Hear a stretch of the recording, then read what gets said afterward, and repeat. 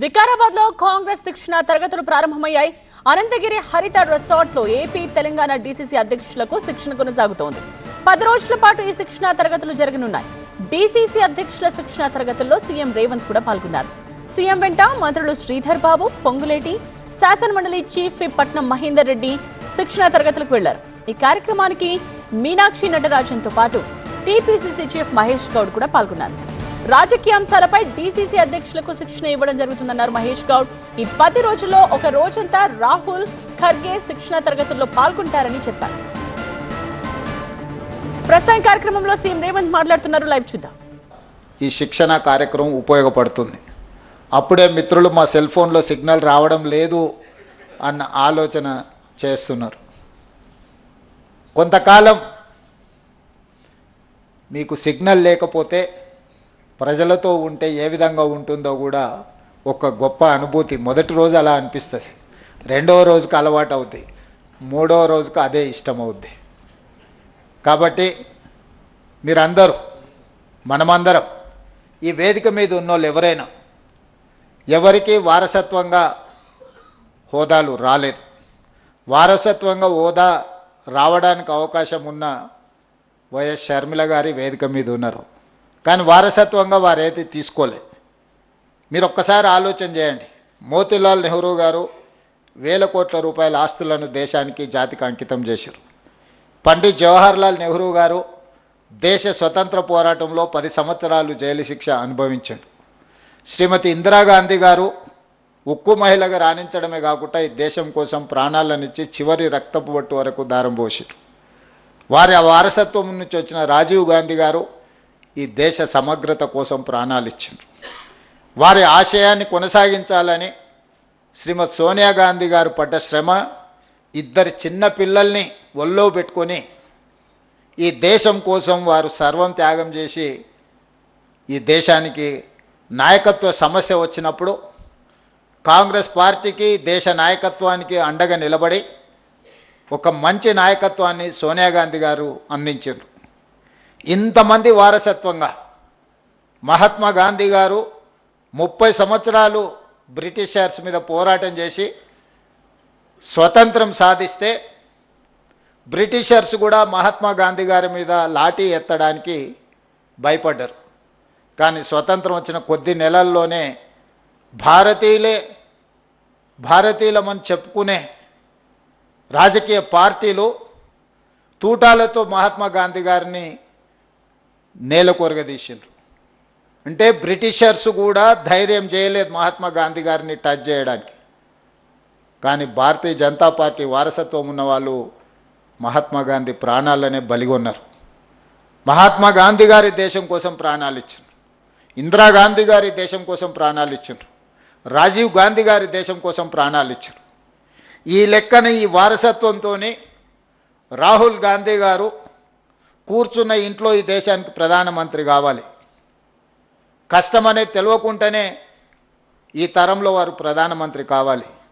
కానీ ఇంత వారసత్వం ఉన్నా, ఇంత త్యాగ చరిత్ర ఉన్నా రాహుల్ గాంధీ గారు కన్యాకుమారి నుంచి కశ్మీర్ వరకు మండు టెండల్లో, మంచు కొండల్లో 150 రోజులు 4000 కిలోమీటర్లు పాదయాత్ర చేసిండు. తెలంగాణ రాష్ట్రంలోనే 22 రోజులు 375 కిలోమీటర్లు పాదయాత్ర చేసిండు. డాక్టర్ వైఎస్ రాజశేఖర రెడ్డి గారి గురించి నాకంటే ఇక్కడ ఉన్న మీకే ఎక్కువ తెలుసు.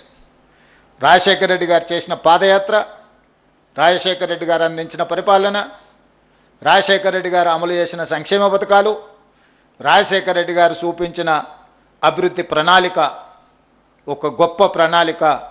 ఈ రోజుకు మనం కాంగ్రెస్ విజయాలలో రాజశేఖర రెడ్డి గారు ముఖ్యమంత్రిగా ఉన్నప్పుడు తీసుకున్న నిర్ణయాలనే మనం ప్రతి వేదిక మీద ప్రస్తావిస్తున్నాం. ఆ రకంగా వైఎస్ షర్మిల గారు కేవలం రాజశేఖర రెడ్డి గారి పేరు చెప్పుకొని ఆంధ్రప్రదేశ్లో ఏ హోదాకైనా వెళ్ళొచ్చు. కానీ ఇటు తెలంగాణలో 3700 కిలోమీటర్ల పాదయాత్ర కావచ్చు, ఆంధ్రప్రదేశ్లో ఈరోజు చాలా కష్టాలలో ముళ్ళబాటలో ఈరోజు ఆంధ్రప్రదేశ్ కాంగ్రెస్ పార్టీ అధ్యక్షురాలుగా తను చేయగలిగిన ప్రయత్నం అంతా, ఏ అవకాశాన్ని కూడా జారవిడ్చుకోకుండా ఈరోజు ఆంధ్రప్రదేశ్లో కాంగ్రెస్ పార్టీని బలోపేతం చేయడానికి వైఎస్ షర్మిల గారు ఈరోజు కష్టపడుతున్నారు. నేను మీకు చెప్పదలుచుకున్నది, వారసత్వం ఉండి త్యాగాల పునాదులున్న రాజీవ్ గాంధీ గారు క్షేత్రస్థాయిలలో, తండాలలో, గూడాలలో, మారుమూల పల్లెల్లో పేదవాడు తలుపు తట్టి పేదవాడి గుండెకు చేరాలన్న ప్రయత్నము వైఎస్ షర్మిల గారు కూడా ప్రజల దగ్గరికి వెళ్ళి ప్రజల మన్ననలు పొంది ఈరోజు రాజకీయాలలో రాణించాలని చేస్తున్న ప్రయత్నము జిల్లా పార్టీ అధ్యక్షులుగా మీకు అందరికీ ఒక స్ఫూర్తినివ్వాలి అని నేను భావిస్తున్నా. కష్టము శ్రమ ఎప్పుడు ఊరికపోదు. మమ్మల్ని జిల్లా పార్టీ అధ్యక్షులను చేసింది కాబట్టి ఈ జిల్లా మీద మొత్తం మాది ఆధిపత్యం ఉన్నది. మేము ఈ జిల్లాలకు అధిపతులమైనమా అని ఒకవేళ మీరు ఎవరైనా భావిస్తే మొట్టమొదటి తప్పిదం అదే అవుతుంది. ఇది అధికారం కాదు. జిల్లా పార్టీ అధ్యక్షుడు అనేది ఒక బాధ్యత. ఈ బాధ్యత అనేది కుటుంబ పెద్దలాంటి బాధ్యత. పార్టీలో అన్ని రకాల నాయకులు ఉంటారు, అన్ని రకాల ఆలోచనలు చేసేవాళ్ళు ఉంటారు. షర్మిల గారు చెప్పినట్టు వితిన్ ద పార్టీలో కూడా భిన్నాభిప్రాయాలు చెప్పేవాళ్ళు ఉంటారు. ఇది ఈరోజు కాదు, 141 సంవత్సరాల క్రితం కాంగ్రెస్ పార్టీ మొదలైనప్పుడు మహాత్మా గాంధీ గారు ఉన్నప్పుడు కూడా వారి ఆలోచన విధానానికి భిన్నాభిప్రాయాలు చెప్పిన వాళ్ళు ఉన్నారు.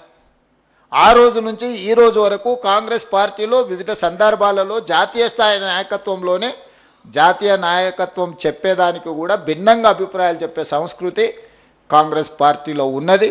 ఇది ప్రజాస్వామ్య స్ఫూర్తిగానే తీసుకోవాలి తప్ప మనల్ని ఏదో వ్యతిరేకిస్తుండ్రు లేకపోతే మనల్ని కాదంటున్నారు కాబట్టి ఇక వాళ్ళని అణిచివేయాలి, వాళ్ళని ఉండకుండా చూడాలి, వాళ్ళని పార్టీలో నుంచి బయటికి తరమాలి అనే ఆలోచన మీరు ఏదైనా చేస్తే మీరు పార్టీకి మేలు చేసేదానికంటే కీడు చేసేది ఎక్కువ అవుతుంది.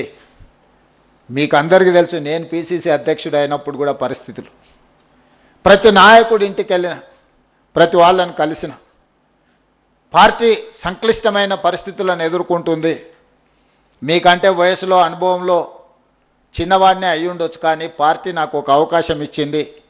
మీరందరూ సహకరించండి, అందరం కలిసి కొట్లాడితే తప్పకుండా మనకు మంచి రోజులు వస్తాయి అని చెప్పి ప్రతి నాయకుడి ఇంటికి వెళ్ళి కలిసిన వాళ్ళందరూ వీలైనంత మేరకు నేను వెళ్ళి కలిసిన తర్వాత వాళ్ళందరూ కూడా పర్వాలేదు, మన దగ్గరికి అయితే వచ్చిండు కదా, తను చెప్పే ఆలోచన పార్టీకి ప్రయోజనం చేకూరుస్తుంది కదా, మనందరం కలిసి పనిచేస్తే అందరికీ భవిష్యత్తు ఉంటుంది కదా, మనం 5-10 మంది నాయకులం పోటీ పడ్డోళ్ళము పోట్లాడుకుంటే లక్షలాది మంది కార్యకర్తలు పార్టీని నమ్ముకున్న వాళ్ళకి అన్యాయం జరుగుతుంది కదా అని అందరూ పెద్ద మనసు చేసుకొని ముందుకు వస్తే సరిగ్గా 2.5 సంవత్సరాలలో మనం కాంగ్రెస్ పార్టీని 2.5% ఓట్ల నుంచి 40% ఓట్లకు తీసుకెళ్ళగలిగినాము.